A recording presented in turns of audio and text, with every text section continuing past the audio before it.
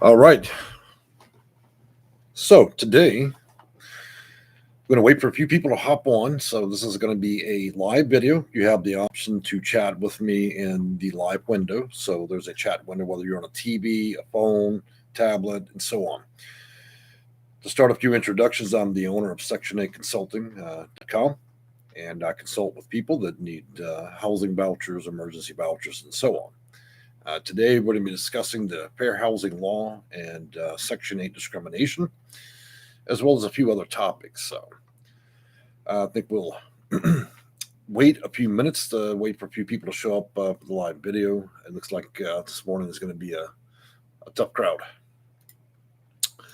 So, a lot of people consider discrimination to be many different things, and some of the more obvious culprits or when landlords deny people based on color and things of that nature. That's the most common form, but there are so many other ways that discrimination does happen. And so we have to consider all options.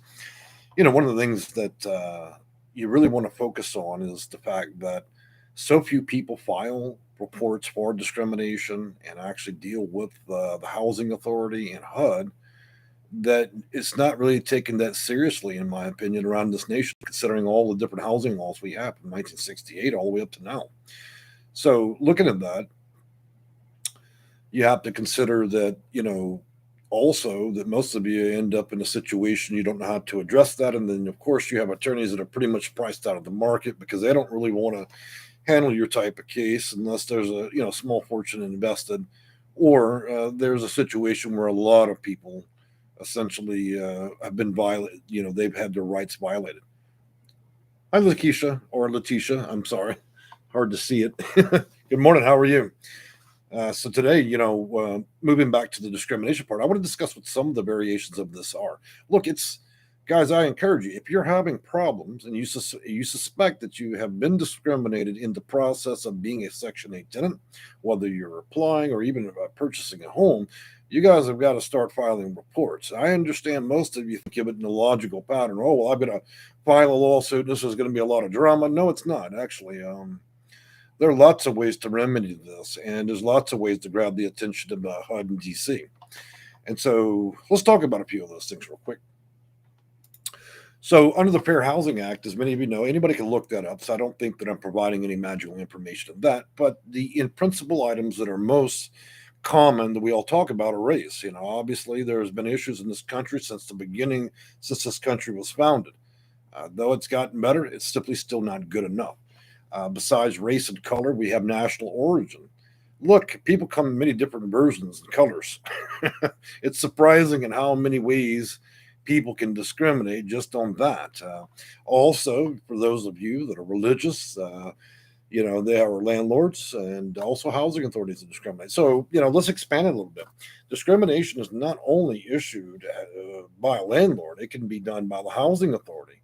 Housing authorities around the nation have been sued multiple times, hundreds of times, literally. And it can happen, not just with them, but also if you have a broker or real estate agent.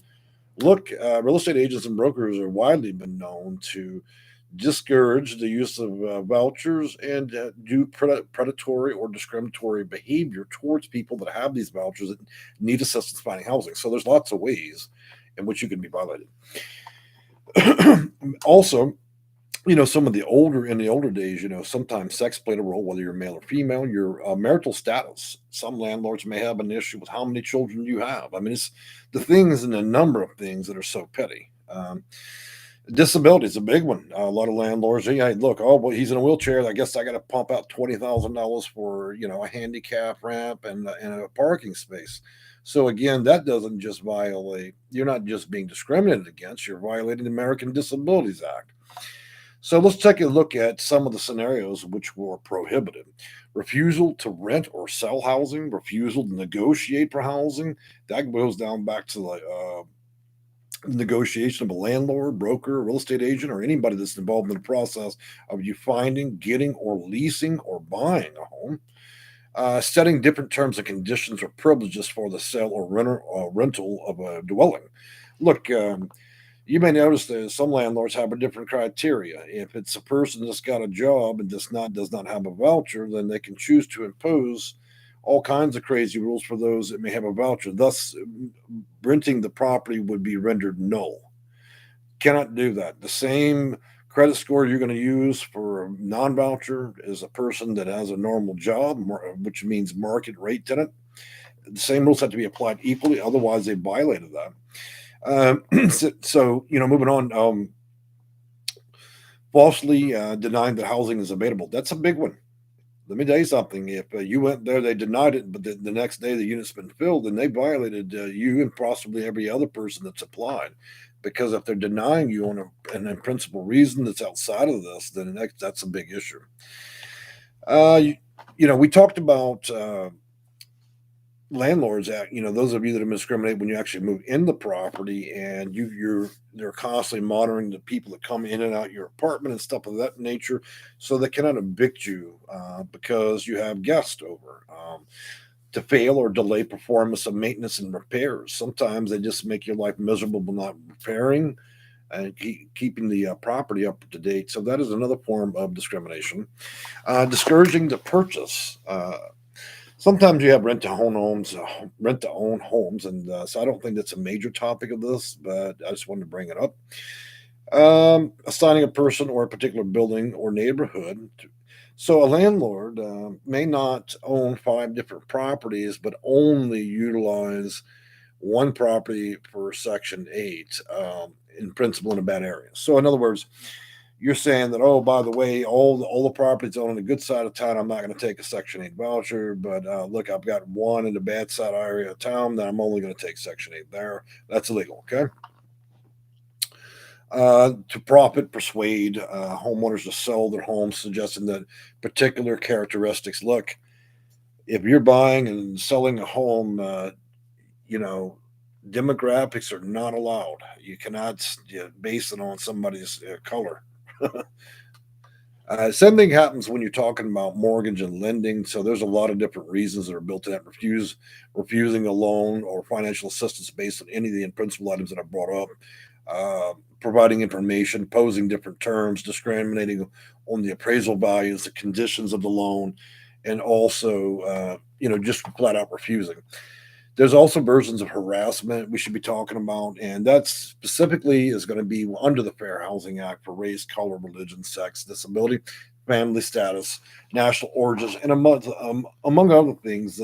It's prohibited possibly for GLBT community and for those that may have a status with domestic issues or domestic violence or HOPA or HIV or AIDS. So, again, when you're renting a property, you're entitled to a credit score, you know, and you're entitled to verify incomes. But outside of that, you should be able to rent to everybody equally.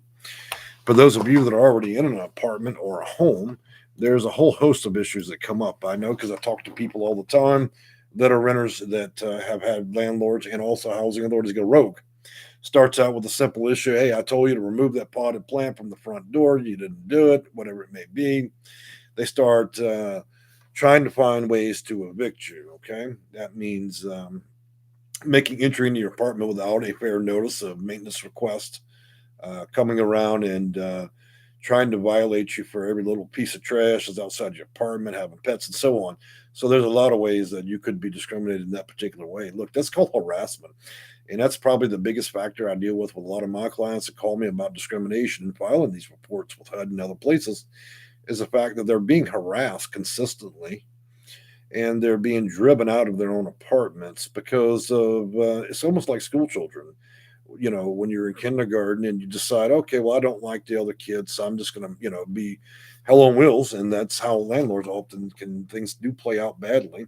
Another thing is not repairing and fixing things does an issue. And then the constant badgering and trying to violate the HAP contract for the tenant is a big issue as well. Now, I'm also saying that this is a two-way perspective. There are tenants that are well apprised of their rights, the rules, Fair Housing Act, that also in turn become neurotic and do things that would violate and also be discriminatory and harassing to the landlord. So I've seen it play out from both ends. So I'm going to answer a few questions here. It's going to be a light day because I can see there's only 8 people that showed up.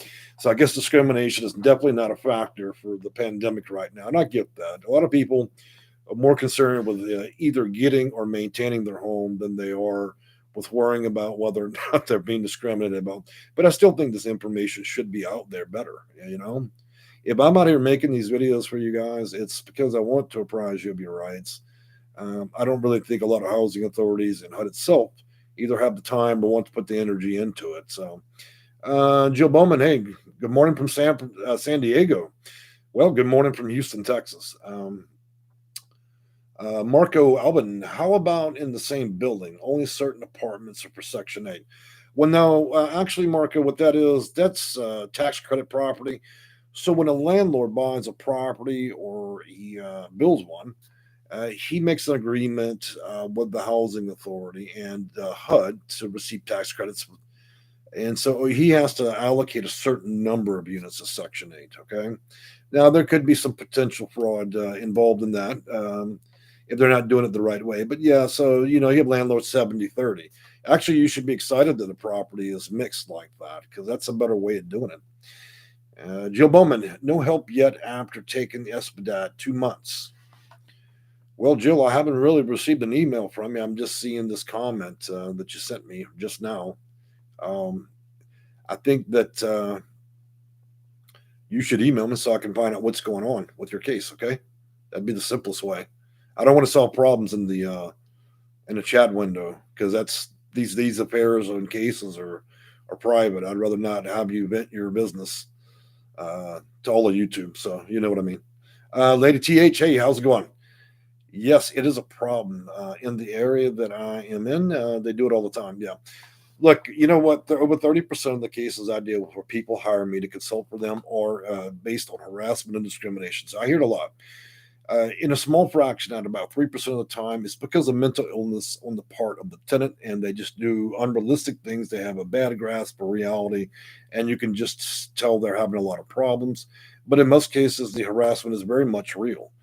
I think a lot of people that commit and violate these federal laws, including discrimination, unfair housing, and so on, do it so because they believe that you're unapprised of your rights. Two, you can never afford an attorney, which is true. So we create federal laws to protect people, but we make the lawyers too expensive to actually hire. So I end up kind of being an intermediary. I am not an attorney. I cannot practice law. I cannot give advice about law, but I certainly help people from point A to point B to file these. And sometimes, more often than not, these OBMs and discriminatory reports with accuracy and actually uh, creating the subtitles for, pulling from Title 24 and then actually being able to label the specific points does help and it does get the situation resolved. Okay. Um, Letitia, I live in a tax credit. Well, Letitia, tell me how good it is over there. Is it a good property, bad property? By the way, are you project based? Are you tenant based? Let us know. Jill Bowman, 10 years on the wait list. No problem, Ms. Bowman. That's a long time to be on the list, obviously. I've heard people being 15, it does, waiting lists can be hell. I work with probably over 1,000 clients a year, trying to figure out better and newer ways to climb the list and have the right preferences in place to get vouchers quicker than other people. There is a science to it. I wouldn't have spent 20 years and reading thousands of manuals, procedures, operations manuals, and all that for housing authorities to not understand their system. I think a lot of you think of vouchers and receiving them and applying for them. You think of it in a logical way. This is not a logical system that works out in a linear progression. There are very particular things they're looking for, and if you don't have those qualifications to get the special preference, then you simply will do very badly and wait a long time. The luxury of knowing what the housing authority is looking for in order to give you a voucher is if you don't have the particular problem that would make you a really good candidate, if you know what it is they're looking for, then you can certainly, I won't say invent the situation, but you can certainly match up as closely as possible to what they're looking to kick out a voucher for. So, but back to that discrimination part, guys. I encourage y'all to quit taking that face down. You know, look, there's only a few thousand reports in each state every year. That's ridiculous. I know that landlords are discriminating every day, and I know the housing authority, and then sometimes their own employees do it. You guys have got to get on the ball about this. So I'm not suggesting any of you need to hire me to do so. You never need to do that. You can always do things on your own. That's an important thing, but because it's so underreported, and the people are so not reporting it enough, that the only time we really hear about it is in the news. It's a great news topic, but why is not anybody doing anything? So Jill Bowman says, "Sorry, I'll message you. 54 widowed and gotcha. Cool. So guys, I'm going to put up a link for you to help you out a little bit here, and this is to help you file if you want to file with the FHEO. And I'm going to give you some contact information if you want to use that. And I'm going to put it right in the chat window. And I'll also put it in the description after the video is over. This is just to help you out, guys. You got to file. Actually, a lot of cases actually are winnable, very winnable. If there's been a system of discrimination against you, your family, where you live, or whether you apply, and more than one person's happened more than one person, then I'd say you have a fairly decent case. Okay, so I don't want to get too deep into this today. So, if you guys have any other additional questions in regards to Section 8 housing, affordable housing, and so on, please ask now before I go. I'll wait a few minutes. Well, it doesn't look like anybody has any questions, so I'm going to wrap up the video. It's going to be, I intended it to be a short one since most people are, I guess, just having lunch right now. So I'll be making another video, I think, on Thursday, and it'll be an open Q&A. So for those of you that have a lot of questions about housing, Section 8, possibly about discrimination, purchase of a home, and so on, using a voucher, I would encourage you to join me Thursday for the live event. Usually I'm on for about an hour and a half, and I usually answer hundreds of questions. It's a hell of a lot cheaper than probably hiring me. And also, let me give you a few more links real quick. So this is going to be a booking link. And again, I'm not trying to sell anybody anything. This way you can see what I do offer, what it costs, and so on. And then the second link I'm going to give you guys is going to be to my website, section8consulting.com. Okay. After we celebrated 200 videos today, over 7 years on YouTube. So I'm very proud of that. That was a lot of work. Also celebrated 20 years this summer doing consulting work. So that's 2 decades, guys, working with HUD, housing authorities, and so on. And just so you understand, I have no affiliation or connection to them. If anything, I'm on the side of the tenant or the landlord. And I know that as of this year, we approached almost 250 landlords. So that's, if you looked at every landlord that I had consulted with, and we sold each property each landlord owned, that would mean that I would have consulted on over $100 million worth of properties. Okay. It's not my money. It's not my buildings. I'm just saying that we took every landlord and the properties they own. That's how much consulting I've done just for landlords. On a tenant perspective, gosh, probably 12,000 people. And I'd say out of that 12,000, the win-loss ratio, which means did I do my job effectively and did I achieve the client's goals? I would say 93 to 90, let's say 90 to 93%. That means there's a loss ratio of 7 to 10%. This pandemic was especially challenging for me because when you learn something and you are particularly good at it, and then you have a worldwide event that changes housing at the core of what it is and creates 40 million evictions, it challenged what I knew and how to do it. There were months from last Christmas and between January and March, I had so many consults. I was working 18 hours a day trying to keep people either in their house or get them to the next place before they ended up in a homeless shelter. I went through burnout 3 times in 2021. I'm thrilled that I have just an ordinary amount of clients at this point because it became the most painful thing ever. I mean, there was a spike in January, spike in March, April, May, June. I got hammered so hard, it was just unbelievable. And then the last thing, let's see, did I give you all the link to the website? Yes, I did. Okay. So reviews. So those of you that are review hounds, you'd like to run around to Yelp and Google and all that, here are reviews. And actually, we better go with that. After all these years, I finally got over 100 reviews. And the reviews are a variety of different things, mostly people talking about their case or other things. So reviews are never what you think they're going to be. So some people actually will write a review but still complain about their housing situation. So you're welcome to read those. They're always interesting. Um, okay, so beyond that, I'll take a look, see if there's any other questions here. Jalen, I just noticed Jalen comment. Hey, girl, welcome back. I asked about the DB, so that would be VAWA. Okay. And I don't see your prior comment. Oh, there it is. There. Okay, Jalen, I just found it. My question is about DB. Do we need a police report to prove DB? Well, it depends on the type of situation. It also depends on the housing authority's policies. So DB, for those of you who don't know, is domestic violence. And so domestic violence plays out in four ways, in four categories. One would be you have been abused. Two, you have been mentally abused. Three, somebody's implying a threat. If you don't do such and such by next Tuesday, some type of harm would come against you. Or you have people that simply stalk, follow you around, and cannot let that relationship loose.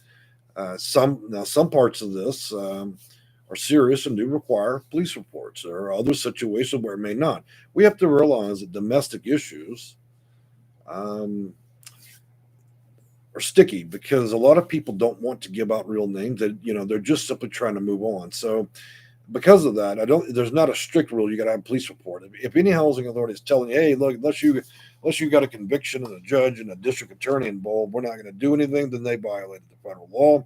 There are a lot of people that simply do not want to get in great detail about that. Now, some evidence should be presented in a logical manner to assist your case, but I can't see that you've got to have a whole lot unless they believe that you're just not telling the truth. Okay. Um, I am Angel Heart 46. So welcome to the channel. I love the name. So, by the way, guys, I'm reading just comments and answering questions. How do you file a complaint in Washington on HUD? I'll pull it up for you real quick and give you a link there. One moment. Bum, bum, bum.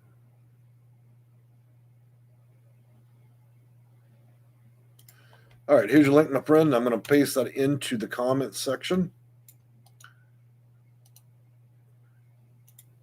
And it also give you a little bit of information. So you'd be filing with FHEO.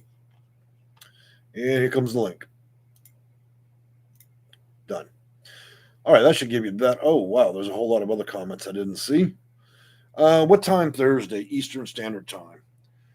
Lady TH says that. So, look, guys, I do videos in two specific ways. I either do them at 11 in the morning or I do them right around 5 p.m. Central Standard Time. If you live in the East Coast, my 5 o'clock is usually your 6 o'clock. If you live in California, then it's 2 hours backwards. So my 5 o'clock would be your 3 o'clock, if I'm correct, guys. For those of you, if I'm wrong about that, somebody speak up and let me know. So, in my hot candy, I like that name. I remember you because of that particular name. Says, I've been there before.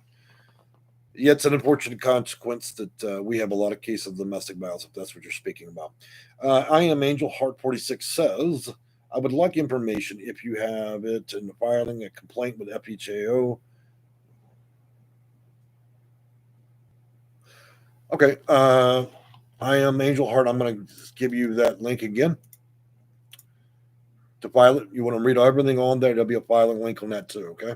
So you guys can deal directly with HUD DC. Jalen, thank you kindly, sir. Angel Heart, in addition to local housing authority, retaliated by toying with my rental portion. Let me be very clear, guys. When you deal with discrimination, you need to pull the excerpt, okay? So if it's Title 24 and they say in there, you have been denied, and then you give a very specific reason. You guys have got to stop writing your life story. Nobody cares whether or not you like the landlord or the mean lady of the housing authority. I'm not trying to be rude, guys. I'm just saying that You got to think about this in a logical manner, like an attorney would. They denied. That word's a big word. Denied. I was denied. I was harassed. I was this. I was that. Make sure it matches the title and intent of the law itself, and then put the short excerpt as why. Because such and such did this.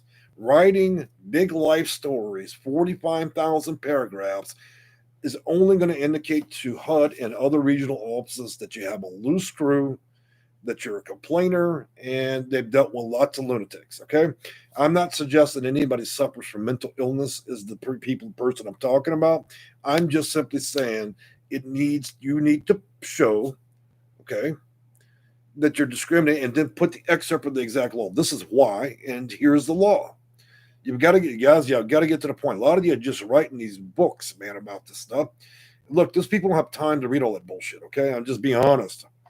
They just want to know what's been violated. They check it out, and then they'll violate them back, and sometimes even sue them.